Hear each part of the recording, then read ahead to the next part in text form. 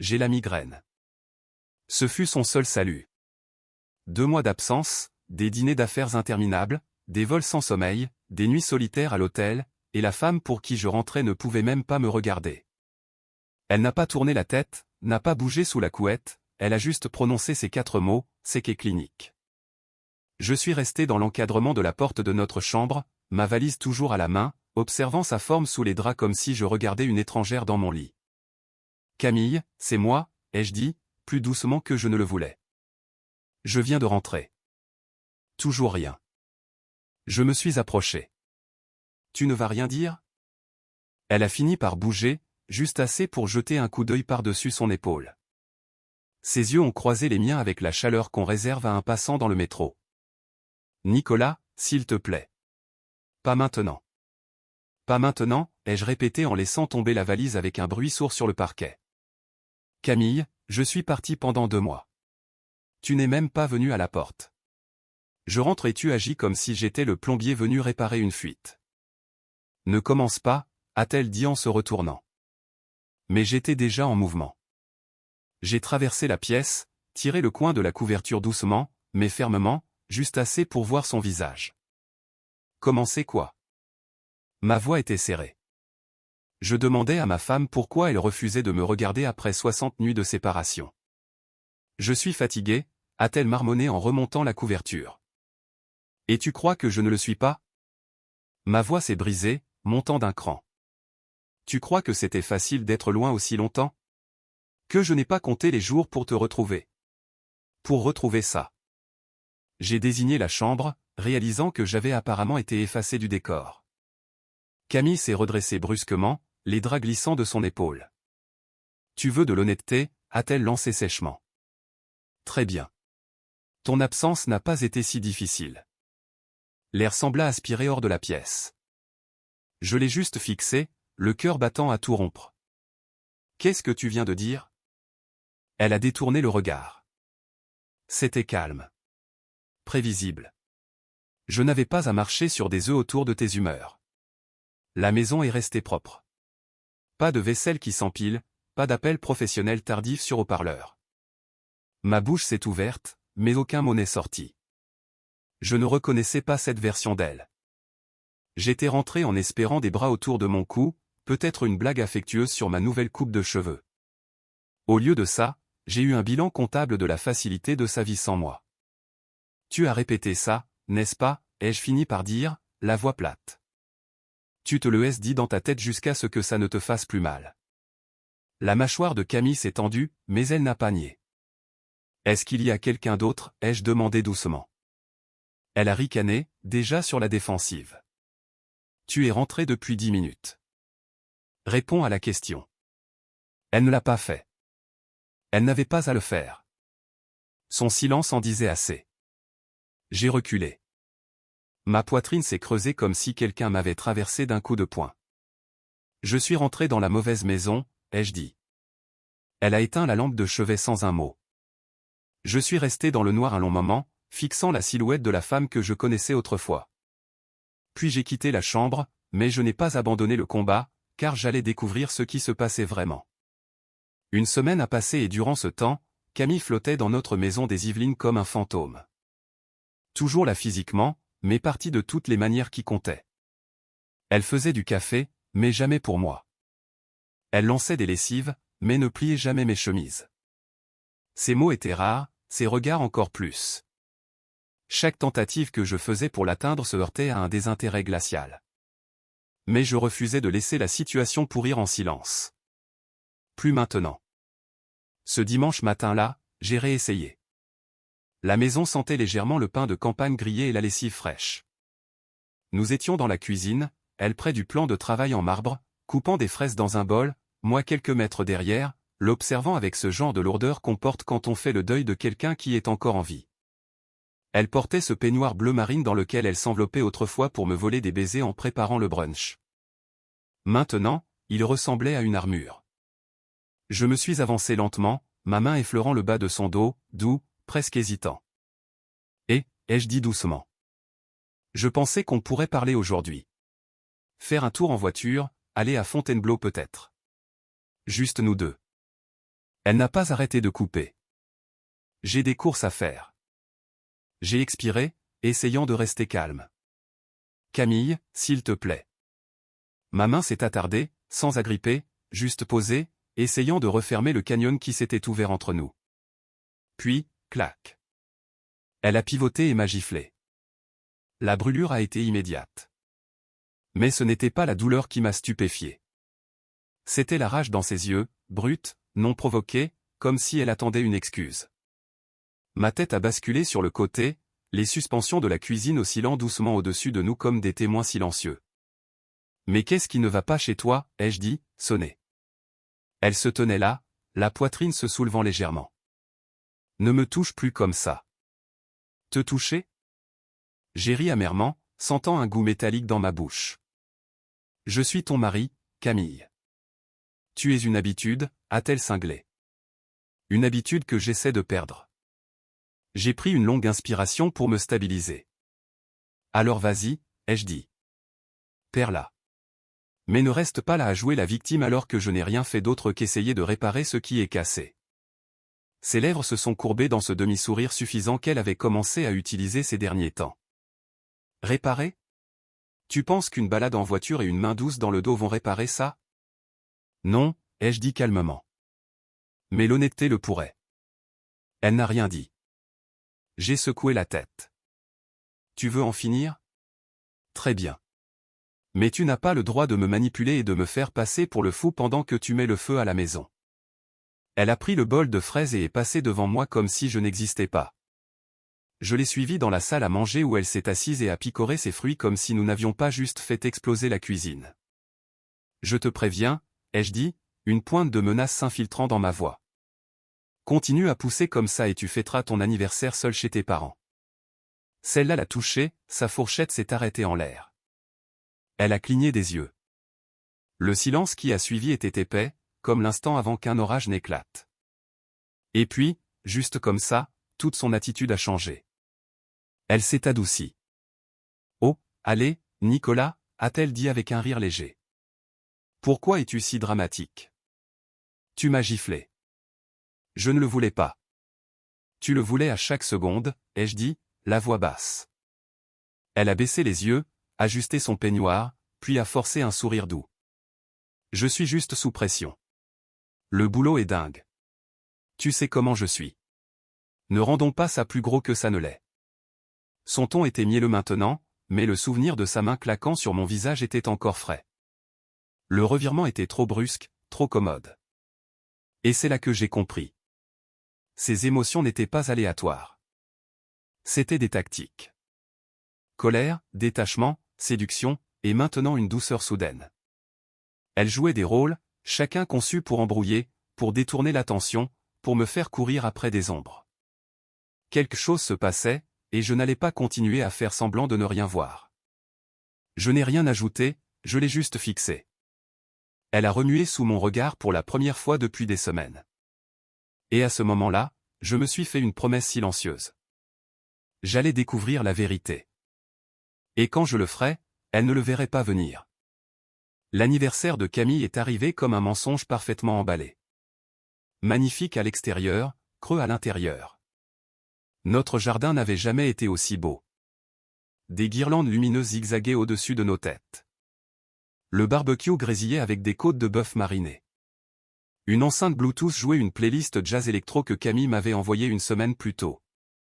Les amis déambulaient avec des verres de vin et des rires. De l'extérieur, on aurait dit l'image parfaite du bonheur conjugal, mais je savais que c'était faux. Camille portait une robe d'été jaune, celle avec le dos nu qu'elle réservait autrefois pour nos dîners d'anniversaire. Elle flottait entre les conversations, verre de vin à la main, riant un peu trop fort, ses gestes un peu trop théâtraux. Quand nos yeux se croisaient à travers le jardin, elle ne souriait pas. Elle clignait juste des yeux et passait à autre chose.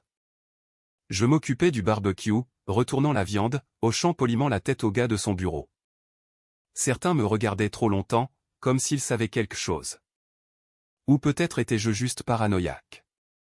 C'est alors qu'Élise est apparue.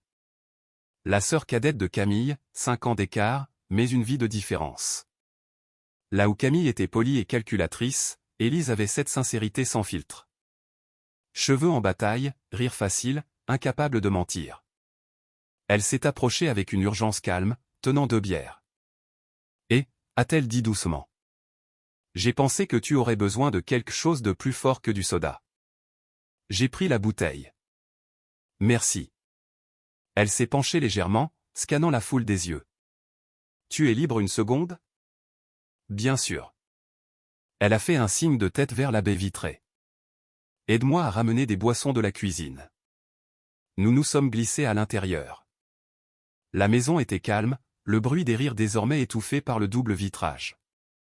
Élise a ouvert le frigo et a commencé à saisir des bouteilles, mais ses mains tremblaient légèrement. Ça va, ai-je demandé.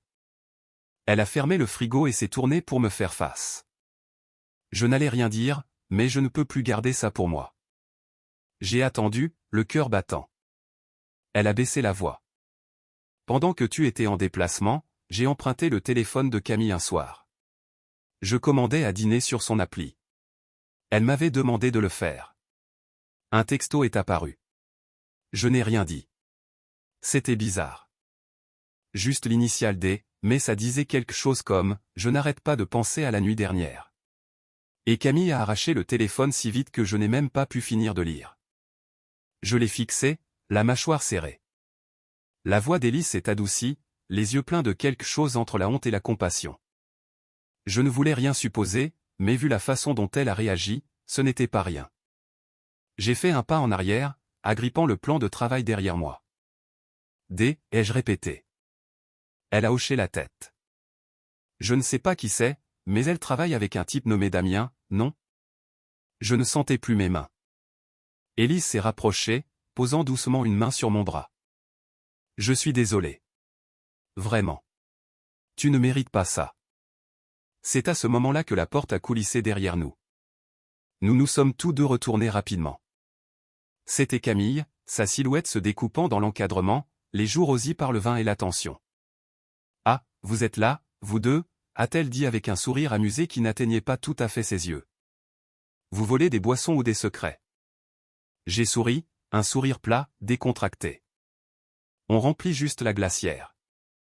Le regard de Camille s'est attardé sur la main d'Élise, toujours posée sur mon bras. Puis elle a incliné légèrement la tête et est retournée à la fête. Élise s'est éloignée, les yeux baissés. J'ai expiré lentement et je les ai suivis dehors. De retour dans le jardin, les lumières scintillaient, la musique reprenait, et Camille rejetait ses cheveux par-dessus une épaule, riant à une remarque d'un collègue. Mais je n'entendais pas la blague, car dans ma tête, un nom résonnait encore et encore. Damien.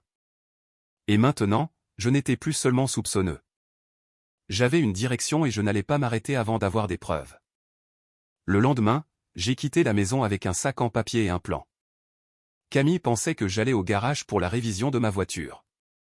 Au lieu de cela, je me suis garé à 3 rue de son bureau à La Défense, j'ai enfilé une veste bleu marine passe-partout et j'ai franchi les portes vitrées du groupe Léman, l'agence de marketing où elle travaillait depuis 5 ans. J'avais déjà été là, pour des fêtes de fin d'année, une journée portes ouvertes une fois. Je me souvenais de la façon dont la réceptionniste souriait comme si tout était parfait. Aujourd'hui n'était pas différent. Bonjour, bienvenue. J'ai souri poliment. Je dépose juste le déjeuner pour Camille de la part de son mari. Elle n'a même pas vérifié le planning, elle a juste pointé du doigt. Elle est dans l'aile créative. 3e porte à droite. J'ai hoché la tête. Merci. Je la trouverai. Mais je n'avais aucune intention de faire ça. Pas encore. J'ai dépassé des bureaux remplis de claviers qui claquaient et de conversations forcées. Personne ne faisait attention à moi. Juste un autre mari jouant les coursiers. Jusqu'à ce que je le voie. Damien.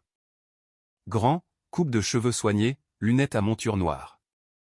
Le genre de type qui pense que boutonner sa chemise jusqu'en haut le rend intelligent. Il se dirigeait vers le couloir près des ascenseurs, un téléphone dans une main et un gobelet en carton dans l'autre. À la minute où je l'ai vu, j'ai su. Il était trop normal, trop composé, et si l'intuition d'Élise était bonne, cet homme me devait des réponses.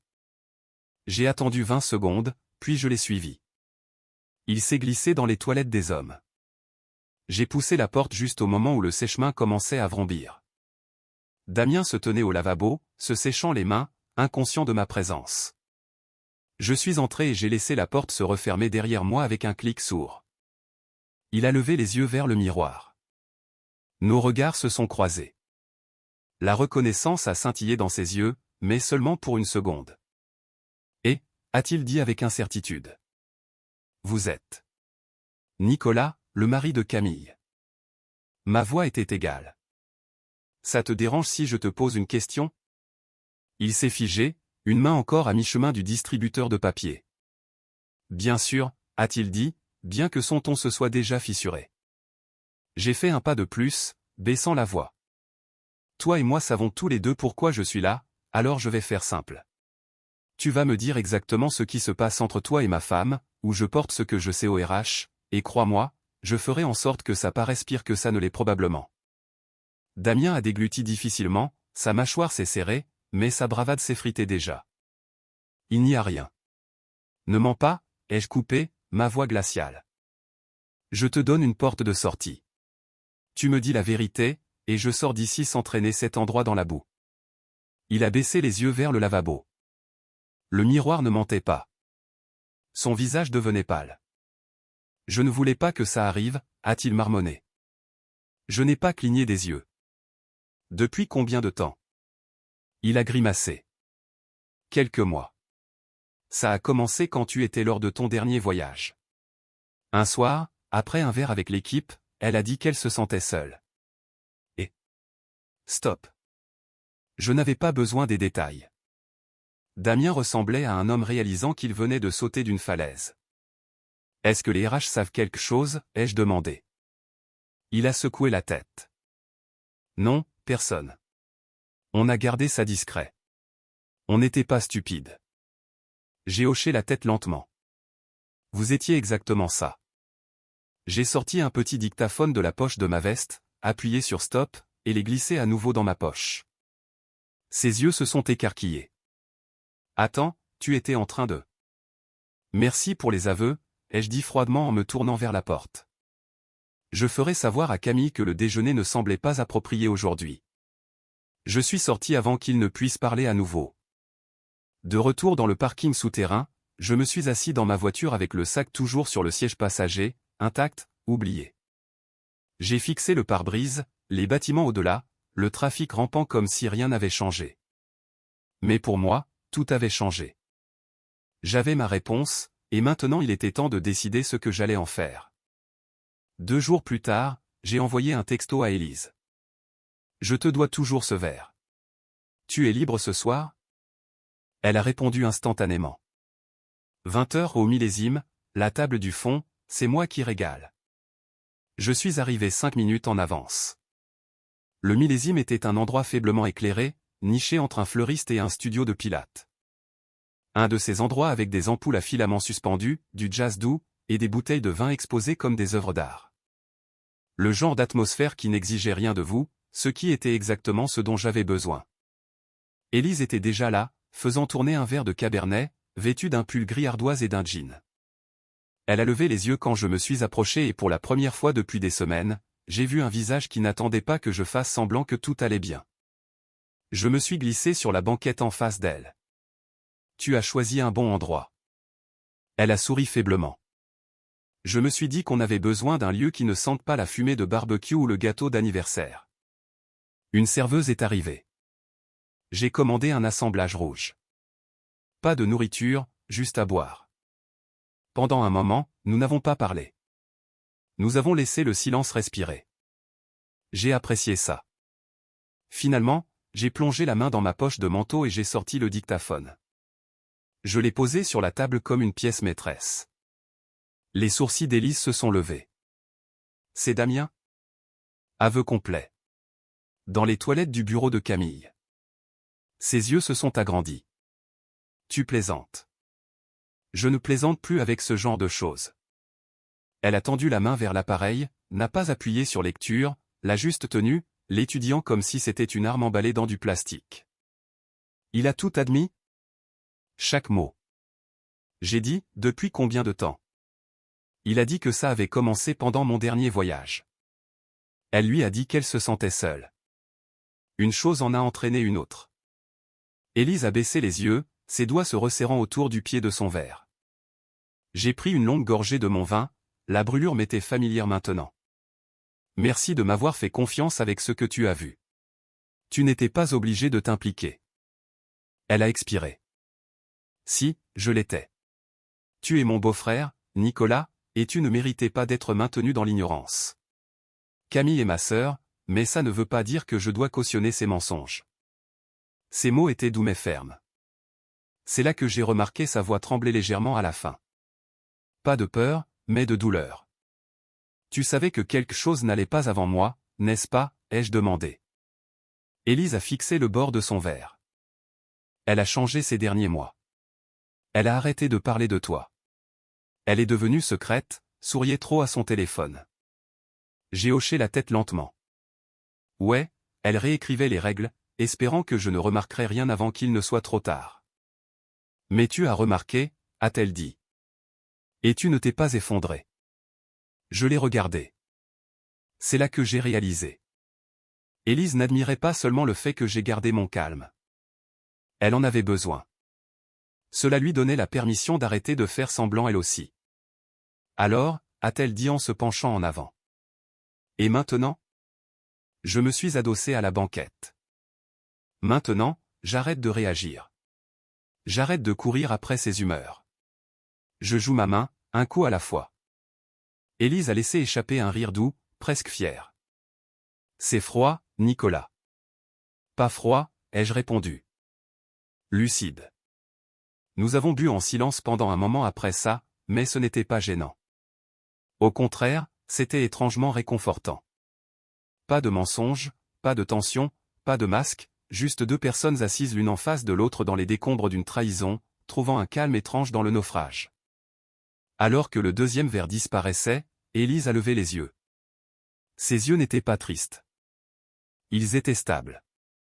Je suis là si tu as besoin de quoi que ce soit. Dis juste un mot. J'ai croisé son regard. Je le ferai. Et je le pensais. Parce que dans un monde où Camille était devenue une étrangère dans sa propre peau, Élise était la première voix honnête que j'entendais depuis longtemps. Et maintenant, j'avais un plan. Je suis rentré plus tard que d'habitude exprès. L'effet du vin avec Élise s'était dissipé depuis des heures, mais la clarté qu'il m'avait donnée persistait. Je me suis garé au bout de la rue et j'ai fait le reste du chemin à pied. J'avais besoin de l'air froid. Besoin de temps. À l'intérieur, la maison était calme, trop calme.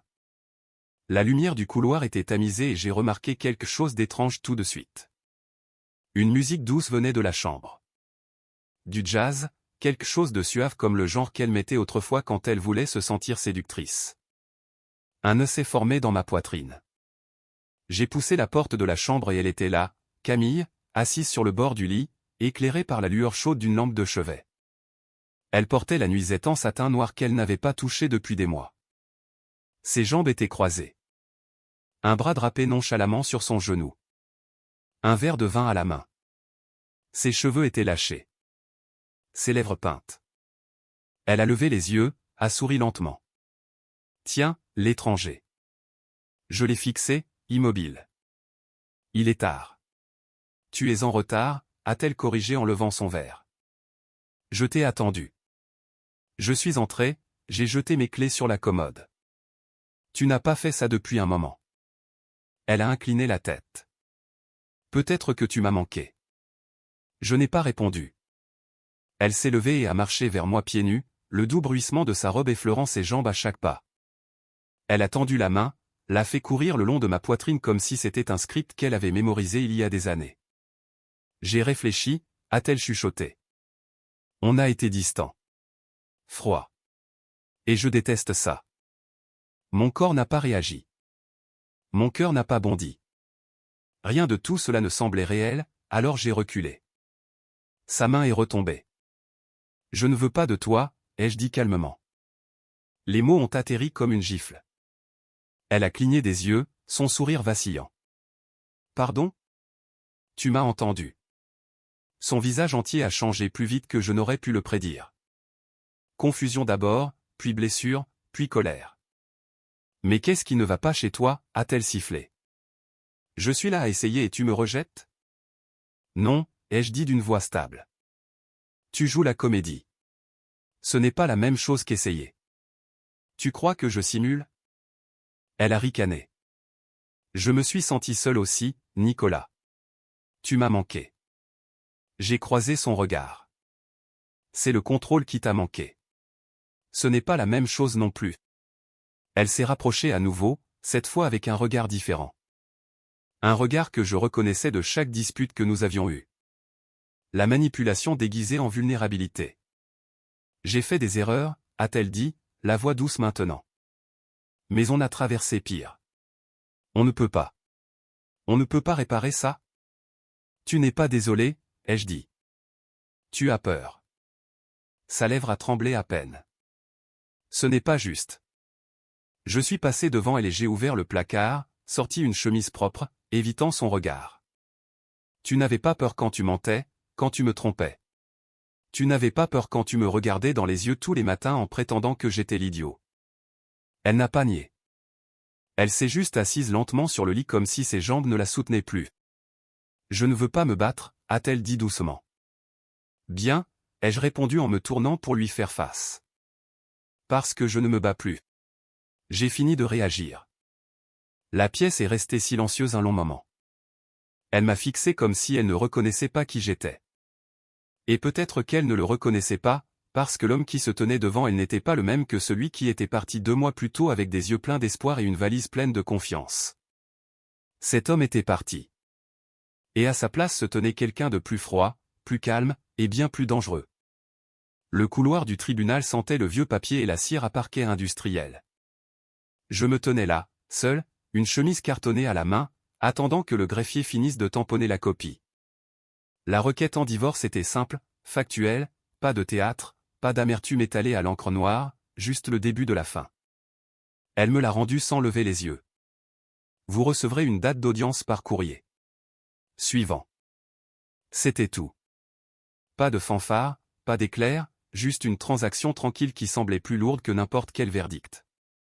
Dehors, le vent d'automne traversait mon manteau, mais j'accueillais le froid. Il me rappelait que j'étais toujours aux commandes, toujours en mouvement. Je ne suis pas rentré chez moi. Au lieu de cela, j'ai envoyé un texto à Élise. Tu es dans le coin. J'aurais bien besoin de ce vin que tu as promis. Sa réponse est arrivée vite. La porte est ouverte. Passe. Son appartement était modeste. Un 2 pièces au 3e étage, le genre d'endroit qui sentait les bougies à la vanille et le linge propre. Elle portait un pantalon de jogging et un vieux sweatshirt de fac, ses cheveux attachés en un chignon lâche. Dès que je suis entré, elle m'a regardé comme si elle savait déjà. Tu l'as fait, a-t-elle dit doucement. J'ai hoché la tête. Déposé ce matin. Elle est allée dans la cuisine, a débouché une bouteille, a versé 2 verres et m'en a tendu un sans un mot. Nous nous sommes assis sur son canapé, les lumières de la ville brillant à travers la fenêtre derrière elle. Pas de télé, pas de distraction, juste le tintement de nos verres et le silence de 2 personnes qui ne font plus semblant. Je devrais me sentir plus triste, ai-je dit. Tu as le droit de te sentir soulagé.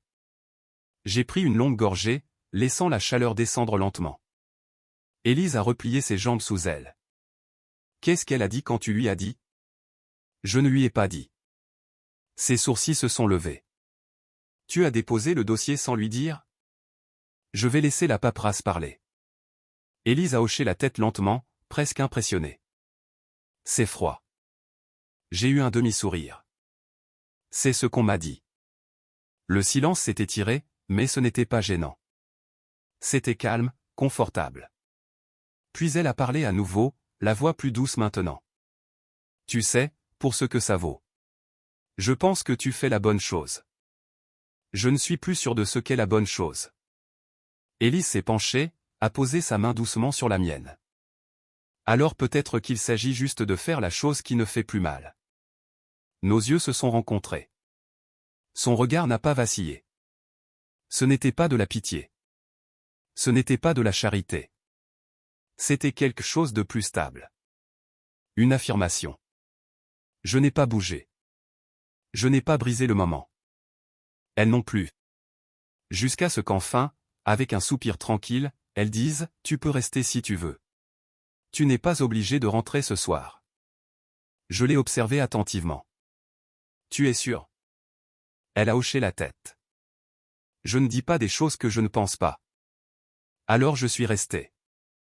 Nous avons parlé pendant des heures de rien, de tout. De l'enfance, de la famille, de ce que ça faisait de perdre confiance, et à quel point c'était étrange de se sentir soudainement libre. La bouteille de vin s'est vidée, les rires ont émoussé le chagrin, et pour la première fois depuis des semaines, je me suis senti humain à nouveau. Quelque part vers minuit, la conversation a ralenti. Nous étions assis côte à côte sur le canapé, la lueur du lampadaire de la rue douce sur son visage. Elle s'est tournée vers moi. « Je déteste que ça ait commencé comme ça », a-t-elle dit doucement. « Mais je suis contente que tu ne traverses pas ça tout seul. Aucun de nous n'a bougé. » Et puis je l'ai embrassée. Il n'y a pas eu de grande musique, pas de coups de tonnerre passionnels, juste une chaleur tranquille. Honnête, simple, indéniable. Ce n'était pas une vengeance. Ce n'était pas à propos de Camille. C'était une question de présence. Deux personnes se rencontrant au milieu de quelque chose de brisé et trouvant un moment de clarté. Je suis resté pour la nuit. Pendant ce temps, à l'autre bout de la ville, Camille m'a appelé 6 fois. Je n'ai pas répondu. Je n'ai même pas écouté les messages vocaux. Certains silences se méritent. Et celui-ci, il était attendu depuis longtemps. C'était le genre de soirée qui aurait dû se passer sans incident. Juste des verres, du poulet grillé, des blagues à moitié cuites et de vieilles histoires réchauffées autour du vin. Quelques amis communs nous avaient invités, Camille et moi enfin, nous, par habitude à un dîner décontracté chez eux. J'avais prévu de décliner, mais Élise était invitée aussi. Elle m'avait envoyé un texto la veille. « Tu devrais venir. Fais-moi confiance. » Alors je l'ai fait. La maison était pleine. Les rires rebondissaient sur les murs. Le genre de camaraderie facile qui émousse la tension et fait parler tout le monde un peu plus fort que nécessaire. Camille est arrivée avant moi. Elle avait déjà bu un demi-verre quand j'ai franchi la porte, portant une robe trop serrée pour l'occasion et un sourire étiré un peu trop large. Élise, en revanche, portait quelque chose de discret, un bleu doux, des boucles d'oreilles simples. Sans effort, comme si elle n'était pas venue pour attirer l'attention, mais finissait par l'avoir quand même. La table du dîner accueillait 10 couples, quelques collègues dispersés entre eux. Camille et moi étions l'un en face de l'autre. Élise était à côté de moi. La conversation passait des potins inoffensifs au voyage, puis au bambin de quelqu'un apprenant des gros mots. C'était léger, aéré, oubliable. Jusqu'à ce que Camille le rende inoubliable. Ça a commencé par un sourire en coin. Alors, a-t-elle dit en faisant tourner son verre. Comment s'est passé le grand retour en solo de Nicolas? 2 mois d'absence, et d'une manière ou d'une autre, le monde ne s'est pas effondré sans toi. Quelques rires. Poli. J'ai souri mince. Je me suis très bien débrouillé, en fait. Elle s'est penchée, les coudes sur la table, les yeux brillants. Ça a dû être dur, pourtant. Pas de femme à la maison, personne pour réchauffer le lit. Quelques sourcils se sont levés. Quelqu'un a toussé. Quelqu'un d'autre a détourné le regard. Je n'ai pas relevé. Mais elle n'avait pas fini. Elle s'est tournée vers la femme assise à côté d'elle et a demandé assez fort pour que toute la table entende, « Tu sais ce qui est dingue? Il ne m'a même pas touché quand il est rentré. 2 mois. Rien. Nada. » Des rires cette fois, mais gênés. Le genre qui s'arrête trop vite. Élise a posé sa fourchette, s'est essuyé la bouche et a pris une petite gorgée de vin. Puis, sans tourner la tête, elle a dit, « Eh bien, peut-être qu'il était juste fatigué après la nuit dernière. » La pièce est devenue silencieuse. Vraiment silencieuse. On aurait pu entendre une fourchette tomber. Camille a cligné des yeux. « Qu'est-ce qui s'est passé la nuit dernière ?» a-t-elle demandé lentement, la voix un cran trop haut. Élise s'est finalement tournée pour lui faire face. A souri. « Oh, il ne t'a pas dit? C'était le match ?» La chaise de Camille a raclé bruyamment quand elle s'est levée. « Qu'est-ce qui s'est passé la nuit dernière ?» Tous les yeux étaient sur nous maintenant. Sur elle. J'ai calmement posé mon verre et je me suis levé. Allons faire un tour. Non, a-t-elle claqué. Tu ne vas pas lâcher ça et agir comme si de rien n'était. J'ai regardé les hôtes. Merci pour le dîner. Désolé de partir si tôt. J'ai guidé Camille vers la porte, ses talons claquant furieusement sur le carrelage. Une fois dehors, l'air frais l'a frappée et elle a explosé. Tu trouves ça drôle? Tu amènes ma sœur ici et tu la laisses m'humilier devant tout le monde? Je lui ai fait face carrément. Tu as commencé, Camille. Est-ce que c'est vrai? A-t-elle exigé, les yeux fous maintenant. Tu as couché avec elle? Je n'ai pas répondu. Pas tout de suite. Parce que je ne lui devais pas une seule once de défense. Alors j'ai dit la seule chose qui comptait. Tu as perdu le droit d'être choqué. Sa voix s'est brisée. Alors c'est un oui. Je suis descendu du Porsche, marchant vers ma voiture. Elle n'a pas suivi. Derrière moi, je l'ai entendu laisser échapper un rire tremblant et amer. Vous vous méritez tous les deux, a-t-elle craché. Je me suis arrêté, j'ai regardé en arrière une fois. Non, ai-je dit doucement. On s'est gagné l'un l'autre. Puis je suis monté dans la voiture, et je l'ai laissée debout seule dans le noir. Elle m'attendait quand je suis rentré. Lumières allumées, bras croisés, faisant les 100 pas comme un animal en cage dans le salon. À la seconde où j'ai franchi la porte, Camille a attaqué. Bon sang, qu'est-ce que tu fais, Nicolas, a-t-elle claqué. L'humiliation publique maintenant? C'est ton idée de la vengeance? J'ai fermé la porte derrière moi calmement, accroché ma veste. Tu t'es humiliée toute seule. Oh, ne me sors pas ce baratin zen. Elle a ricané. Tu t'es caché avec elle, jouant à la dinette avec ma sœur, pendant que je suis là à essayer de réparer notre mariage. Je me suis tourné pour lui faire face. Tu as essayé de le réparer après que je t'ai prise en flagrant délit.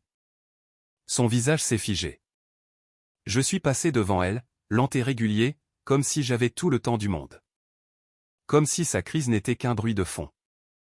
Tu détournes le sujet, a-t-elle sifflé en me suivant dans la cuisine. Tu essaies de réécrire l'histoire pour ne pas avoir à admettre que tu m'as abandonné. J'ai versé un verre d'eau, pris une gorgée, puis j'ai dit, je suis au courant pour Damien. Silence. Silence pur et absolu.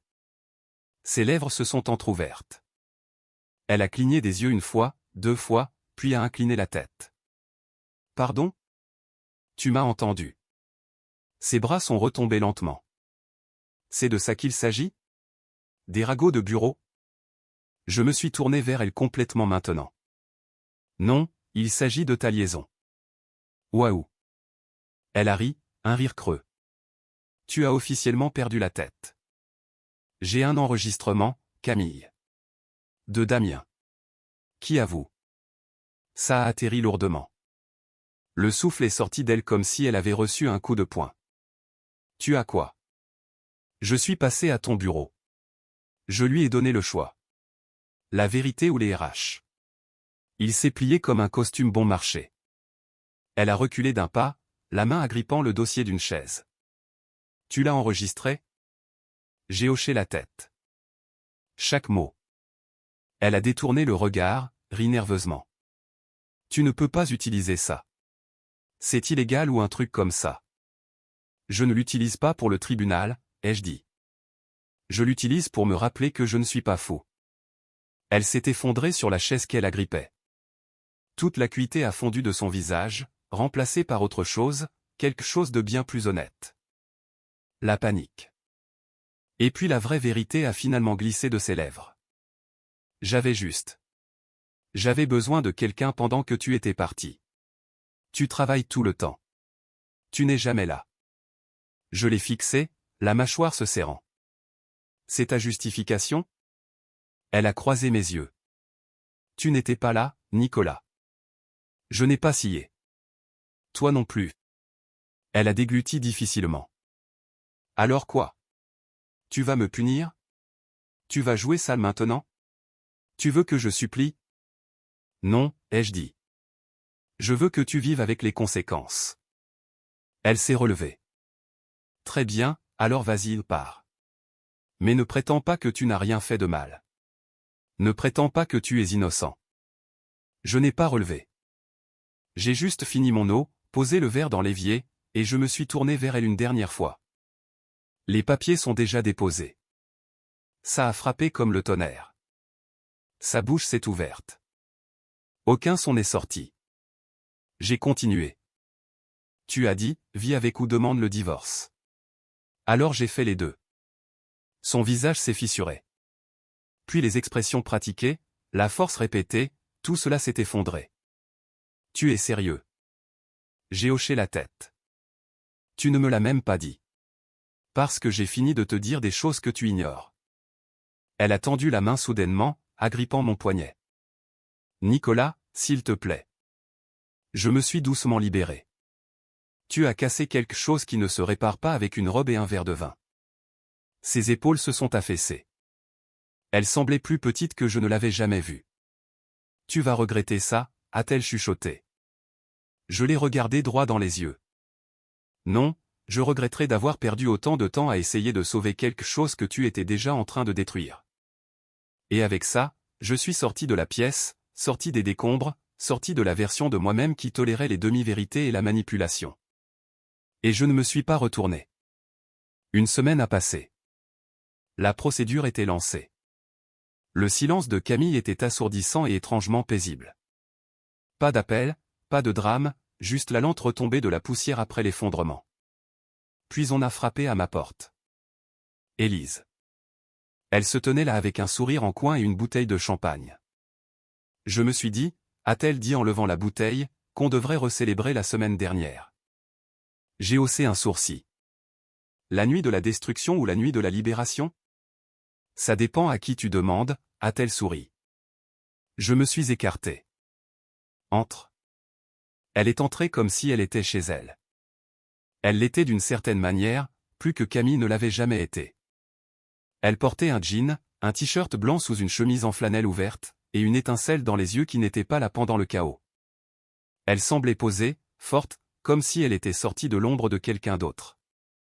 J'ai pris le bon marché, a-t-elle dit en posant la bouteille sur le comptoir. Parce que je me suis dit qu'on avait déjà explosé notre budget en traumatismes émotionnels ce mois-ci. J'ai ri. Tu n'as pas tort. Elle a fait sauter le bouchon avec un sourire, nous a versé un verre chacun, et a levé le sien. Aux ardoises effacées, a-t-elle dit. À savoir quand arrêter de se battre pour la mauvaise chose, ai-je ajouté. Nous avons trinqué. Les bulles étaient légères.